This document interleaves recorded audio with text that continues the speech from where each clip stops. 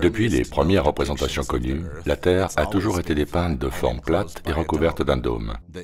Les Égyptiens, les Scandinaves, les Hindous, les Mayas, les Incas, les Navajos, les Hébreux, etc. Tous savaient que la Terre était plate et surplombée par le firmament, qui est en fait une barrière impénétrable recouvrant notre Terre plane. Le modèle de la Terre plate domina pendant des milliers d'années, et ce n'est qu'en 1543 que Nicolas Copernic proposa le modèle héliocentrique de l'univers.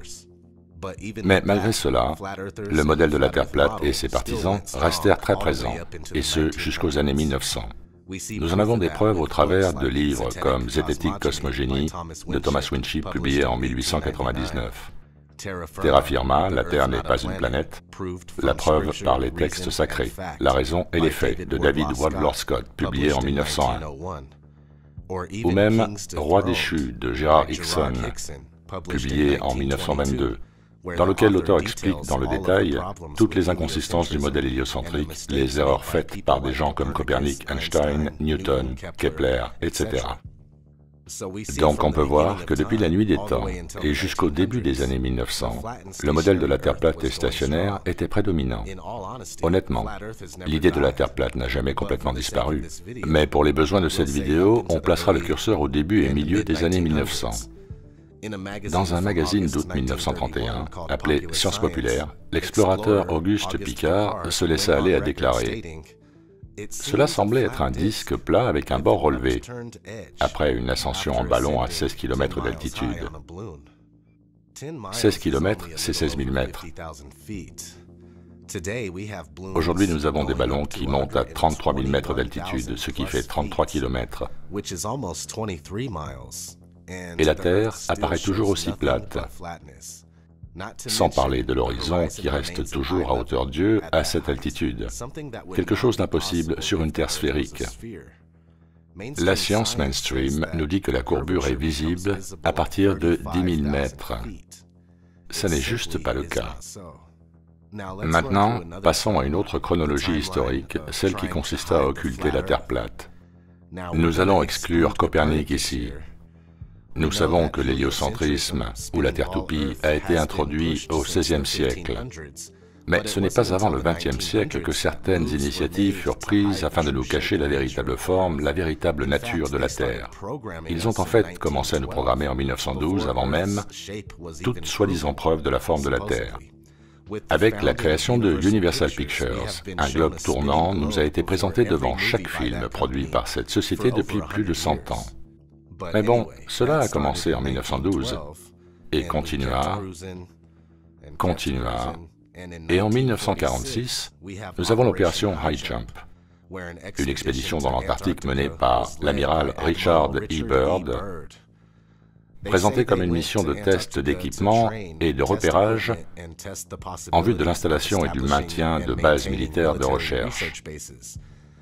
Il est prétendu qu'ils ont parcouru la ligne côtière de l'Antarctique durant cette expédition. Qui sait ce qu'ils ont pu trouver? Faisons une avance rapide jusqu'en 1955, opération Deep Freeze, qui est une expansion de l'opération High Jump, consistant à augmenter le nombre de bases de recherche en Antarctique. Avançons encore jusqu'en 1958. La NASA est créée, puis suivent la proposition du traité de l'Antarctique en 1959 et sa réalisation en 1961. Ce traité interdit aux civils l'accès à l'Antarctique, à l'exception de tours guidées, méticuleusement supervisées.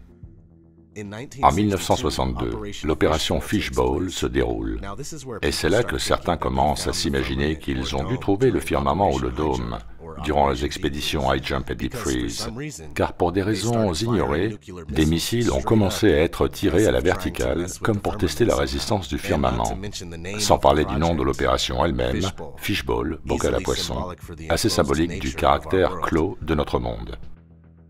Beaucoup de gens ne croient pas aux armes nucléaires, mais je ne peux ni affirmer ni confirmer cela. Il vous faudra faire vos propres recherches.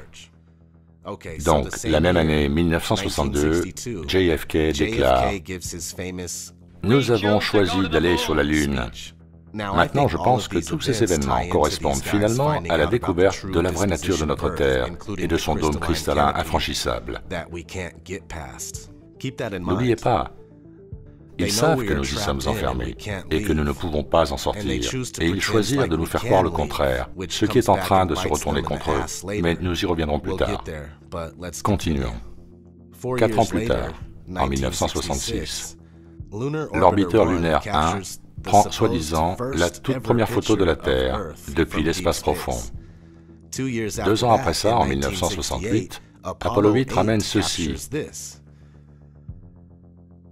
En 1969, il ramène cela, après le premier alunissage d'Apollo 11 et de son équipage. Et en 1972, après leur dernière mission sur la Lune, ils nous offrent la plus fameuse photo de tous les temps, Blue Marble. Ces prétendues photos de la Terre, surtout la Blue Marble de 70, sont en fait l'unique raison de leur soi-disant voyage sur la Lune. Le débat Terre sphérique, Terre plate est terminé.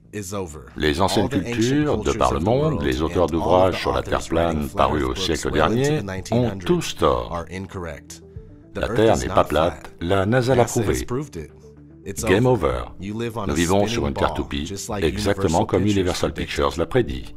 Le seul problème avec ça, c'est qu'aujourd'hui, en 2017, personne sur Terre ne peut détecter ni sa courbure, ni son mouvement, qui d'ailleurs n'ont jamais été prouvés. Et d'un seul coup, soudainement, nous ne sommes plus capables de dépasser l'orbite basse terrestre. Au début de la prochaine décennie, une série de vols en équipage aura lieu afin de tester et valider les techniques d'exploration nous permettant de dépasser l'orbite basse terrestre. Le prochain vaisseau de la NASA, déjà en cours de réalisation et testé un peu partout aux États-Unis, sera capable de ceci et plus encore. C'est le vaisseau spatial qui va permettre aux humains d'explorer le système solaire. C'est la prochaine grande étape pour la NASA et pour l'exploration. Appelé Orion, ce véhicule d'équipage multitâche de nouvelle génération permettra à l'Amérique d'explorer la zone au-delà de l'orbite basse terrestre. Alors qu'on s'éloigne de la Terre, on doit franchir la ceinture de Van Allen, une zone de radiation dangereuse. Nous devons résoudre ces problèmes avant d'envoyer les équipages dans cette région de l'espace.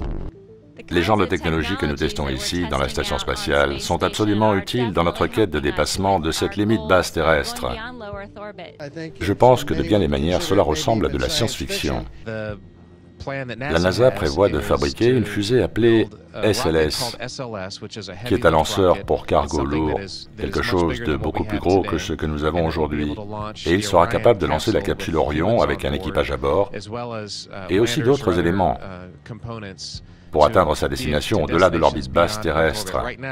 Pour l'instant, on ne peut que voler à la limite de celle-ci, et c'est le plus que l'on puisse faire.